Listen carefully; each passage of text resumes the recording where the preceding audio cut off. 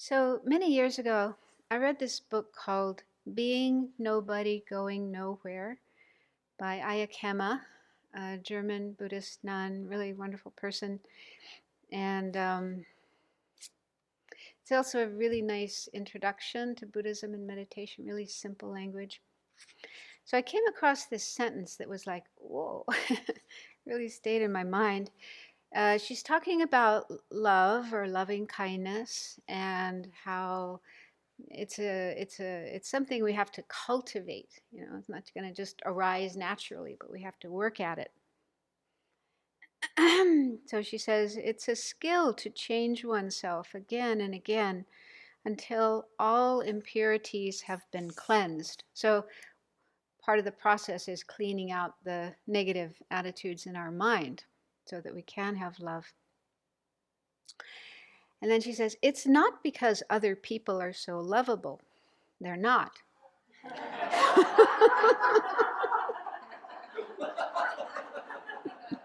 So that's good.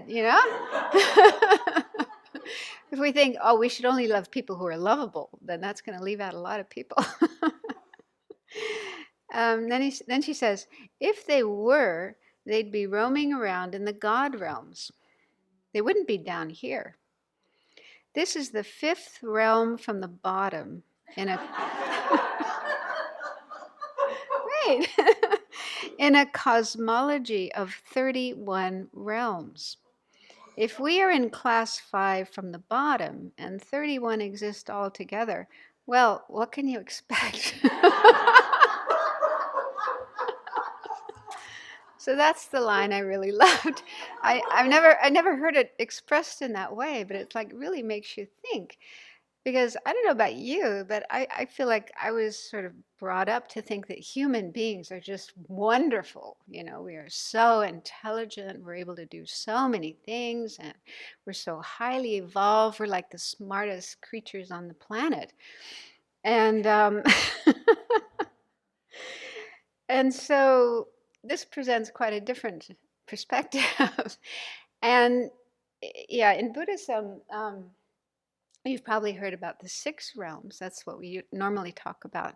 But many of those 6 realms have subdivisions.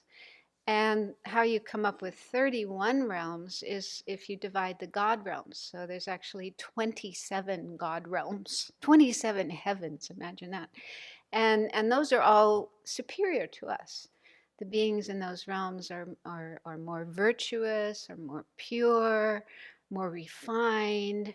And most of them, they don't get angry. They don't commit any of the non-virtuous actions, killing, stealing, and so on.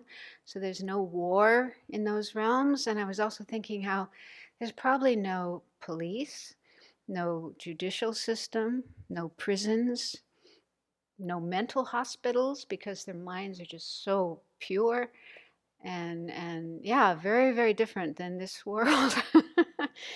And some of you may have difficulty believing in these other realms, but they were explained by the Buddha. The Buddha did explain them and describe them. He saw them with his own direct perception. And I think it's also helpful to try to imagine how the universe looks from the point of view of a Buddha's eye view of the universe. And how, yeah, there's some beings who are really deluded and doing really horrible things, creating really negative karma, and then other beings who are suffering as a result of the horrible things done by others. And we all eventually die, and then we take rebirth. And so all these beings just going in and out of death and rebirth again and again and again, all under the control of karma and delusions. And from the point of view of a Buddha, we're all lovable. Buddha sees us all as worthy and deserving of love and compassion. So I find it helpful sometimes to try to imagine how a Buddha looks on us and all other beings. But anyway, this statement that she made, we're fifth from the bottom out of 31. Ooh, that's pretty bad. So I think it's really helpful to deflate any arrogance we may have about human beings being so wonderful and highly evolved and help us to be more humble. But I think this idea is also helpful to not feel so shocked and have disbelief when human beings do awful things like what's happening right now, this war in Ukraine, and so many other awful things people do to each other and to animals and to the environment. It's understandable because human beings' minds are not highly evolved. They're full of delusions, afflictions, and karma, and also probably most people don't realize how deluded they are. They may even think, oh, I'm fine, I'm okay, and they're not working on trying to improve themselves, trying to do good, and trying to change their minds. So it's not really surprising that these kind of awful things happen in the world. And I remember sometimes in the past when awful things were happening in the world and I'd feel really upset and I would think, why do I have to be here? Why do I have to be in this world? Why can't I be somewhere where everyone's nice to everyone else and nobody does awful things like this? And the Buddhist answer to that is, it's your karma. So I put myself here. If my karma, like she says here, if my karma was better, if my mind was more pure, I wouldn't be here. I'd be up in those God realms, where there wouldn't be war and all these awful things. And but I don't think that way anymore because I've come to see that this world is actually better from the point of view of Dharma practice. That's what they say in the teachings. Yeah, if you're up in the God realms, yeah, it's beautiful and peaceful and blissful, but it's still samsara. You still come to the end of your life, the end of your karma, you die, and then you might be reborn in one of the lower realms. So it's kind of a spiritual dead end. You spend a lot of time up there, but to what benefit?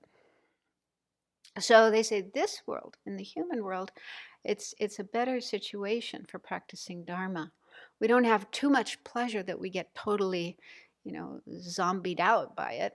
And there's just enough suffering to help us, develop the wish to get out of samsara, to recognize how horrible samsara is and how we need to get ourselves out of it, and then get to enlightenment so that we can help others as well. So it's the best place from the point of view of practicing Dharma and following the path. And a big part of Dharma practice is cultivating these positive attitudes like love and compassion. And not just for lovable people, not just for those who are really nice and sweet and have all kinds of wonderful qualities, but even for the difficult ones. And she also has something to say about that here. Love is most importantly cultivated when we confront someone who is totally unlovable. That's the time when we can really do the work of changing heart and mind. So it's not about changing the other person and making them lovable, but it's changing our own mind, our own heart. We are forced to do it. Most of us know someone who is difficult to love, probably a lot of a lot of people right now. We should be grateful for that. In retrospect, it is easy to be grateful, but when we confront that person, all the negative sides arise in the heart. Dislike, hatred, justification for our dislike and hatred, rationalization, anger. The time to be loving is when all the negative feelings arise. It's the best time for it. That made me remember probably about 20 years ago, I was having a really hard time feeling love for George Bush. Why? Well, he started those horrible wars in Iraq and Afghanistan. And so, yeah, I knew it wasn't right to feel angry at him. I just couldn't help it. I just got stuck in that state of mind. And then I was attending some teachings by His Holiness, the Dalai Lama. And he started talking about George Bush. And he said, with all sincerity and enthusiasm, he said, I like George Bush. I don't like his politics, but I like him as a person. He's really down to earth. And that just blew my mind. because the Dalai Lama is probably the person I admire more than anyone else in the world. And I thought, if he sees good qualities in that man, they must be there. It was hard. I had a lot of resistance, but I started thinking about it. And also, Dalai Lama has met him. I've never met him. Yeah, I have no idea what kind of person he is. And so one of the things I thought about was, well, he must be nice to some people, like his family, his parents, his wife, his kids, his pets, his friends. So he must be, a kind and caring person to them. And there's probably other good qualities as well that I don't recognize because I never met him. So thinking in that way helped me to soften my mind. And I also found it really helpful to think about dependent arising and how there's just so many different factors, causes and conditions and different things coming from all different directions and also from different times, all converging on that one person making that decision. Yeah, so he was influenced by so many other people and by, conditions happening in the world, plus his own karma and delusions. And so that helped me also to change my perspective and not put all the blame on just him, that one person, but realize there's many, many other factors as well that went into that. And I haven't really looked into this, but my guess is that he probably has some regret. At the time, he probably thought he was doing the right thing. It seemed like the right thing to do. But then looking back, he probably realized, well, maybe I shouldn't have done that. Maybe I reacted unwisely. And another thing that's really helpful is to look at ourselves, when we are feeling angry, judgmental towards someone else, to look inside of ourselves. Because Buddhism has this saying, Venerable Tsepel gave a talk about it one day, that we wouldn't see faults in other people if we didn't have faults in ourselves. And it's kind of similar to the story about Jesus when he met the people who were about to stone the prostitute. And he said to them, whoever among you is without fault can throw the first stone. And the story goes, everybody put their stones down and went home. So it's a similar kind of idea. It's so easy to stone other people, find faults in other people, but not so easy to look at ourselves. So that can be really helpful to ask, have I ever made mistakes? Have I ever made bad decisions, acted in harmful ways, hurt other people? And in my mind, are there those qualities I see in other people, like greed and hatred and anger and a lack of compassion, self-centeredness, and so on and so forth, wanting to have my way and wanting to manipulate other people in situations to make sure I get my way, even if it's small things like which restaurant should we go to, or which movie should we watch, or how should we arrange the furniture in the living room, or how should we arrange the cushions in the meditation hall. So even with things like that, we sometimes have my idea about how I want things done, and we make sure we get everybody else to agree with us and follow our. So it's a similar kind of thing to these things happening on the global level. So if we do look inside and we're really honest with ourselves, we'll probably find similar things, similar attitudes, and similar ways of behaving to what we see out there and the others that we are so upset about and so angry at. It's not easy to do this. The mind can put up a lot of resistance, so we may have to probe again and again and go deeper and deeper. But when I do that, I always realize, yes, I'm like that too. So that really helps. It kind of pulls the rug out from under our anger and our judgmentalness towards other people. And yeah, it's very humbling. And also gives some space in the mind to be able to have more positive attitudes, like love and compassion. So, I don't have time. Love is a huge subject. And I really recommend the book, Volume 5 in the series that Venerable's working on with His Holiness. It's called In Praise of Great Compassion. It's a beautiful book. It's a must read for now. It's just full of beautiful thoughts and ideas and meditations to have more love and compassion. So basically, love means wishing others to be happy.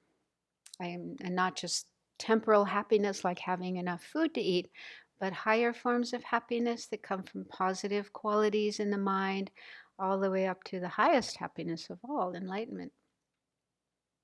And in order to love someone, we don't have to like them.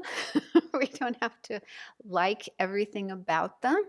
I think people get stuck on that. How can I love that person? They're so horrible. They're doing horrible things.